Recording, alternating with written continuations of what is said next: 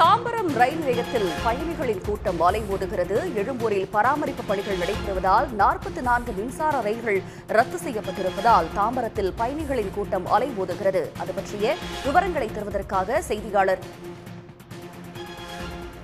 ஜெய்சங்கர் இணைகிறார். ஜெய்சங்கர், விவரங்கள்.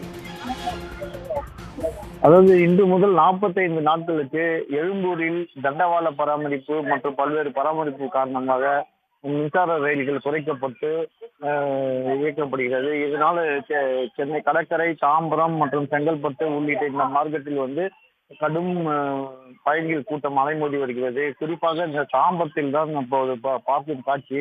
அதாவது சென்னை கடற்கரையிலிருந்து வந்த ரயில் முக்கிய நெரிசல் நேரத்திலும் குறைவாக இந்த ரயில் இயக்கப்பட்டதால் அதில் அதிக அளவு பயணிகள் தொங்கியவாறே பயணம் செய்தனர்.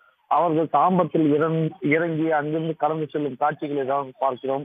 அந்த ரயில் மீண்டும் அது செங்கல்பட்டை நோக்கி சென்றது. இது போல் முக்கிய நெரிசல் நேரத்தில் 15 நிமிடத்துக்கு ஒரு ரயில் என்பதால் பயணிகள் கூட்டம் அலைமோதுகிறது. இந்த 45 நாட்கள் இந்த பராமரிப்பு பணி என தென்னக ரயில்வே அறிவித்துள்ளது. அந்த முதல் நாளிலே காலையிலே வழக்கமாக வேலைக்கு செல்வோர் அவதியுற்றனர். மாலை மீண்டும் இந்த வீடு திரும்புபவர்கள் மற்றும் பணிக்கு சென்று திரும்புபவர்கள் இவர்களும் அவதியுற்று வருகிறார்கள்.